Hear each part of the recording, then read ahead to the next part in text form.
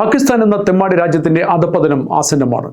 മതം തിന്നു ജീവിക്കുന്ന മനുഷ്യർ ഒരു രാജ്യത്തിനെ എങ്ങനെ ശിഥിലമാക്കുമെന്ന് പാകിസ്ഥാനിലെ മത തീവ്ര ഇസ്ലാമിസ്റ്റുകൾ വ്യക്തമാക്കുന്നു.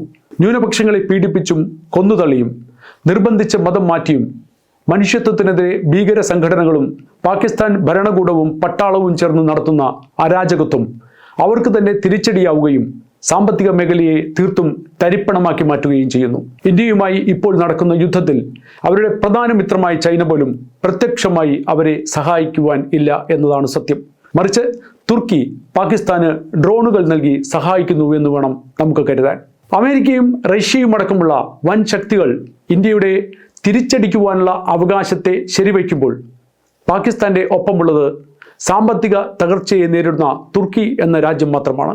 വളരെ സമ്പന്നമാകേണ്ടിയിരുന്ന ഇപ്പോൾ തുർക്കിയെ എന്ന് പുതുതായി നാമകരണം ചെയ്യപ്പെട്ട തുർക്കി എർദോഗൻ എന്ന മതഭ്രാന്തനായ പ്രസിഡന്റിന് കീഴിൽ സാമ്പത്തികമായ പരാധീനതയിലേക്കും അരാജകത്വത്തിലേക്കും നിലം പതിക്കുകയാണ്. ആ രാജ്യമാണ് അതേപോലുള്ള മറ്റൊരു രാജ്യമായ പാകിസ്ഥാനെ സഹായിക്കുവാൻ എത്തിയിട്ടുള്ളത്. എപ്പോഴും സന്നിഗ്ധാവസ്ഥയിൽ തെറ്റായ തീരുമാനങ്ങൾ എടുത്തിട്ടുള്ള രാജ്യമാണ് തുർക്കി. ഒന്നാം ലോക മഹായുദ്ധത്തിലും രണ്ടാം ലോക മഹായുദ്ധത്തിലും അവർ കാണിച്ചതും ഈ തെറ്റുകൾ തന്നെയാണ്. ആഗോള മുസ്ലിം മതത്തിന്റെ അധികാരികൾ ആരെന്ന ചോദ്യത്തിന് ഒരേ ശബ്ദത്തിൽ ഞങ്ങളാണ് എന്ന് അവകാശപ്പെടുന്നത് സൗദി അറേബ്യയും തുർക്കിയും പാകിസ്ഥാനുമാണ്. എന്നാൽ ഇന്ത്യ പാകിസ്ഥാൻ യുദ്ധത്തിൽ സൗദിയുടെ നിലപാട് എർദോഗൻ എന്ന വിഡ്ഢിക്ക് കണ്ടു മനസ്സിലാക്കാൻ കഴിഞ്ഞിട്ടില്ല. പാകിസ്ഥാൻ ജനതയെ രണ്ടാംകിട പൗരന്മാരായി മാത്രം പരിഗണിക്കുന്ന തുർക്കി ഇന്ന് കണ്ണുമടച്ച് അവരെ സഹായിക്കുവാൻ എത്തുന്നുവെങ്കിൽ മതത്തിന്റെ മേൽക്കോയ്മ നേടുക മാത്രമാണ് അതിൻ്റെ അടിസ്ഥാനമായ ലക്ഷ്യം. മാത്രമല്ല, ഇത് പ്രസിഡന്റ് എർദോഗന്റെ നിലനിൽപ്പിന്റെ പ്രശ്നം കൂടിയാണ്. അത്യാവശ്യം അനിസ്ലാമികമായ രീതികളുള്ള അദ്ദേഹത്തിന്റെ നിലപാടുകൾ തീവ്ര ഇസ്ലാമിസ്റ്റുകൾ കടുത്ത ഭാഷയിൽ വിമർശിച്ചിട്ടുണ്ട്. തുർക്കിയിൽ തന്നെയുള്ള ഇസ്ലാമിസ്റ്റുകാരനായ ഫെത്തുള്ള ഗൂലൻ സ്ഥാപിച്ച ഗൂലൻ മൂവ്മെന്റ് എന്നും ഹിസ്മത്ത് എന്നും വിളിപ്പേരുള്ള സംഘടനയാണ് എർദോഗനെതിരെ തിരിഞ്ഞിരിക്കുന്നത്.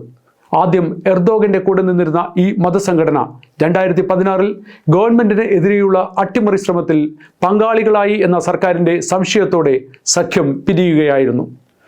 മൂവ്മെന്റിലെ നിരവധി പ്രവർത്തകരെയാണ് അന്ന് അറസ്റ്റ് ചെയ്ത് തുർക്കി അകത്തിട്ടത്. ലോക മുസ്ലിമിന്റെ നേതൃത്വം ഏറ്റെടുക്കുവാനുള്ള അവസരമായി ഈ യുദ്ധത്തെ എർദോഗൻ കണ്ടത് മുസ്ലിം രാജ്യമായ പാകിസ്ഥാന്റെ രക്ഷകനായി അവതരിച്ചുകൊണ്ടാകാം.